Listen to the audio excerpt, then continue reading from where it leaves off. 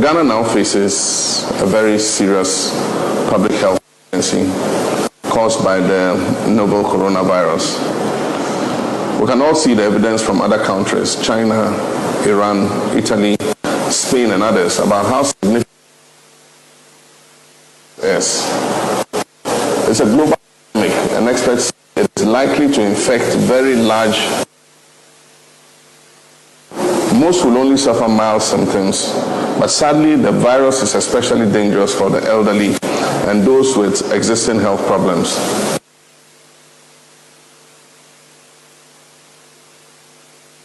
As a response to the threat, acknowledge the challenge faced by all those in charge of our public health who have to take on the responsibility of dealing with this crisis appropriately.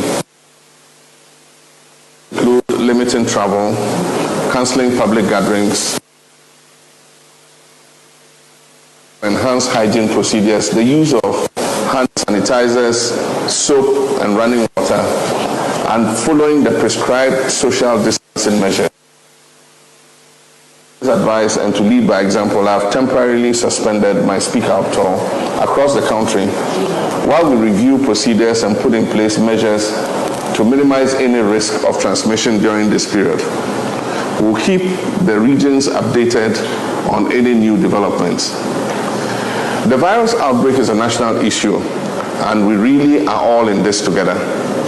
My party and I will play our role in supporting national efforts to mitigate the threats and to support our people through this crisis. But let's face the facts. Our public health care sector is already under strain, and the coming weeks and months are going to be challenging. I call on the government to make every necessary investment now to support their efforts. We need to ensure a supply of medical equipment, such as ventilators for treatment of the vulnerable, and most especially protective. We need a plan for the testing of the many thousands of people who will be turning to the healthcare system for help. I call on the government to publish a comprehensive plan on how it intends to deal with this emergency around the country. Furthermore, I give my word to the people of Ghana that as the minority and the voice of the voiceless, we will hold the government to account on these issues. We will be supportive of the measures and actions being taken by government, while remaining vigilant in ensuring that the public is adequately protected. This is not a time for words. It is a time for action.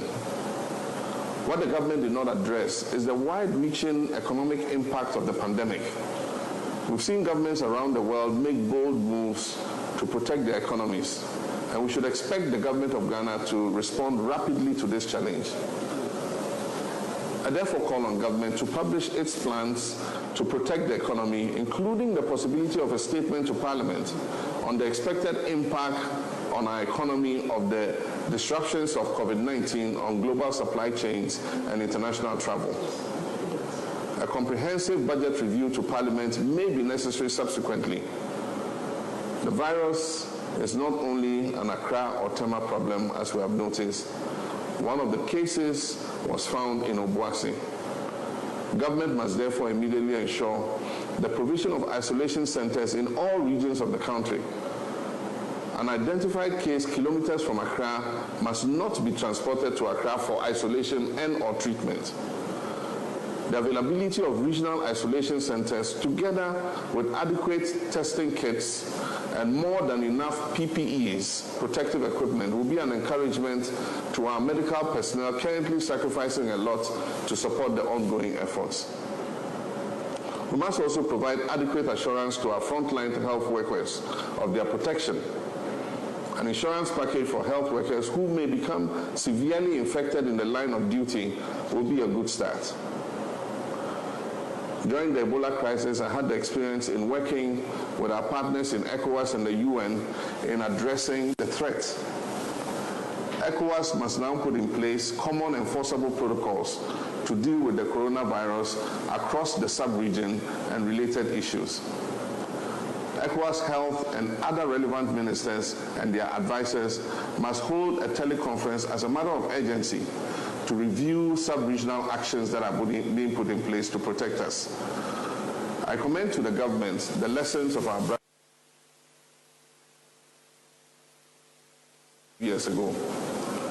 Misinformation and mistrust are our enemies in this fight. A pandemic of fear can only be prevented if the relevant authorities prove themselves to be transparent and trustworthy by telling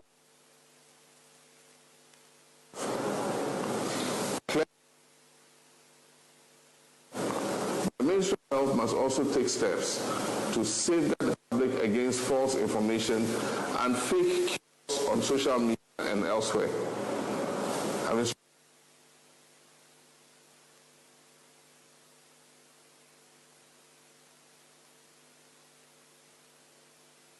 Our former appointees of my administration who assisted in our readiness efforts during the Ebola epidemic to assist the government in any way they can.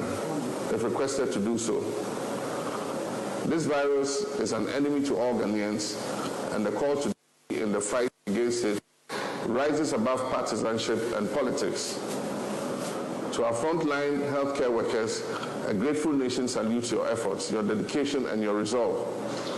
Your country, Ghana, is behind you, and we're relying on your courage and bravery and competence to see us through this difficult time. We ask for God's protection for you in this hour of crisis, and we'll continue to pray for your success in our mosques and our churches and in our homes. Now is the time for all of us to take care of ourselves and of each other. And let us remember that the measure of our nation's greatness is in moments of crisis such as this, how we rise to the challenge. I call on each of us to take care of ourselves and of each other. And remember that the measure of our nation's greatness is during times of crisis. We will ultimately survive. Please remember the Ghana Health Service guidelines and the emergency numbers always. You must make contact immediately you observe anything disturbing or anything. I commit you all to the goodness and grace of God and remain hopeful and eliminating this virus from our motherland.